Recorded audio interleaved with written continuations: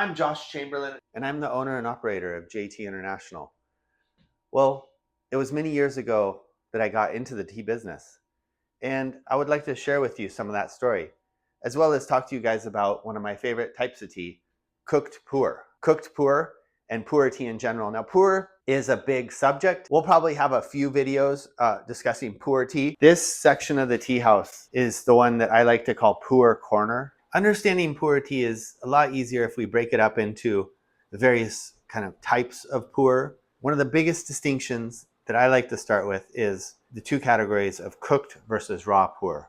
Now, these categories are so different from each other that I often think of them as two totally different types of tea. The reason for creating a cooked puer was so that people could enjoy a tea that tasted old and gentle and smooth, but without waiting 20 or 30 years. The reason for doing this process is to accelerate the aging process of the tea, to create a tea that tastes like an old tea. So this was a way to accelerate the aging process. Now, the word cooked puer is translated directly from the Chinese word shou. This word in Chinese translates to the word cooked. Cooked puer is very rich and very earthy. It's very dark. It's very smooth.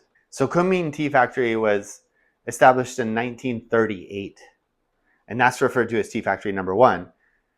Menghai Tea Factory was established in 1940, and that is referred to as Tea Factory number 2.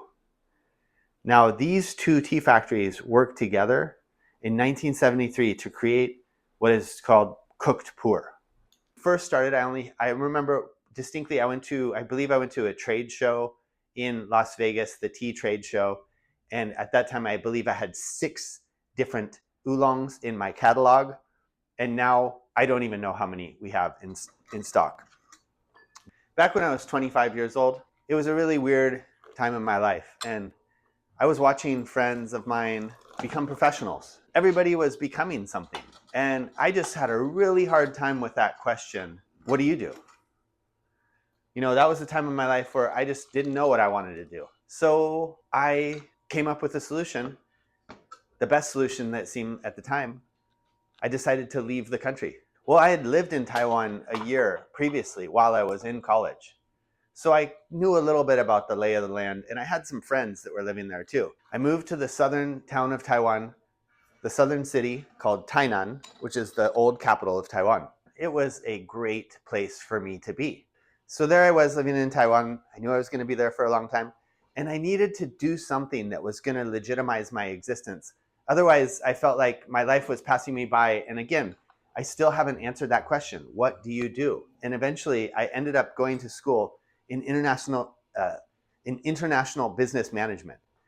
Now, that was a weird fit for me because given my background and growing up in Eugene, Oregon, and my studies previously in a multidisciplinary nature focused on who knows what, the evil of multinational corporations. And it would have been very difficult for me to have gone to business school in the United States at that time.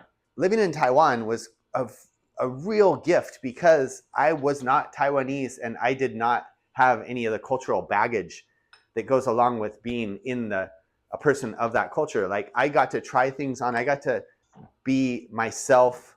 Maybe that wasn't myself. Maybe I got to experiment a little bit about like what my identity was.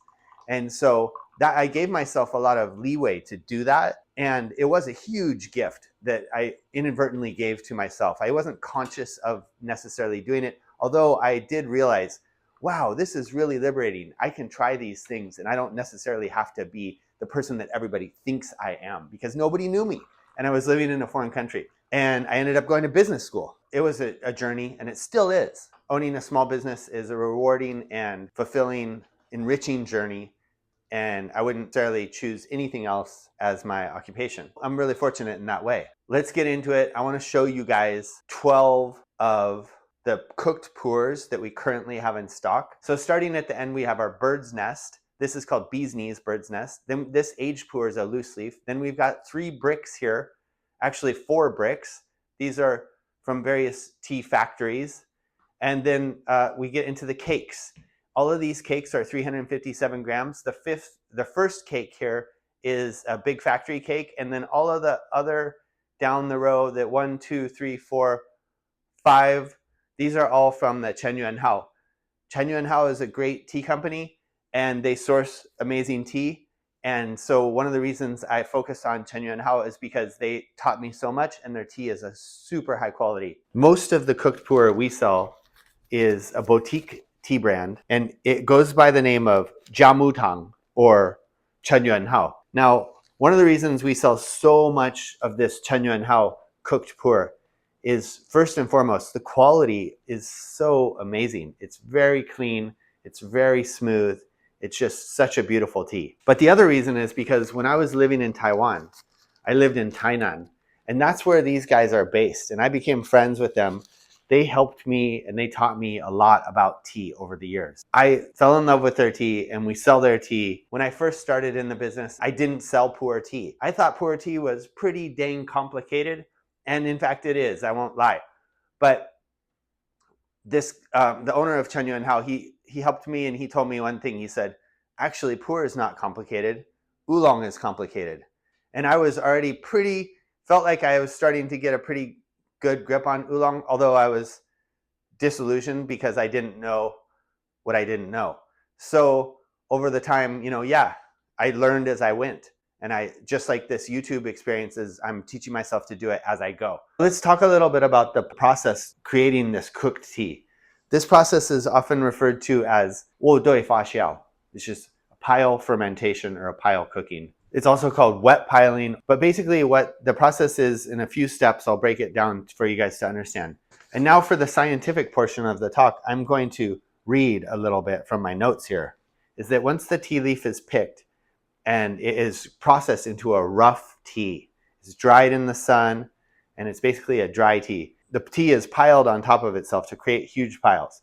Water is added, and this is done in a controlled, humid environment with the heat and the humidity, and all the environment is controlled.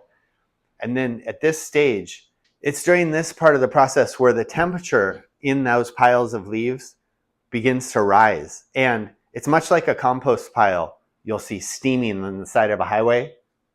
This heat leads to chemical changes that starts to darken the leaves, which eventually leads to the tea's dark and earthy flavor.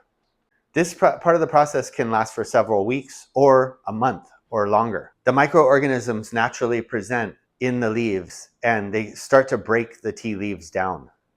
The piles are turned regularly to ensure that the leaves are aerated, as well so that the leaves ferment evenly. It's not just fermenting in the middle of the pile or on the outsides of the pile. It needs to be regularly turned so that these leaves ferment regularly. So after this whole process is complete, then the leaves are spread out and let to dry. That stops the fermentation from continuing. Then once that's done, then the leaves can either be sold loose leaf or it can be pressed into cakes. Now, even after it's done this process, oftentimes the tea will sit and age for even longer to let some of the flavors from that process settle, the flavors created from that process to mature. So thank you so much for watching today, and if you enjoyed this video, please share with any of your tea friends or people you think might be interested in tea. Cheers. Happy sipping.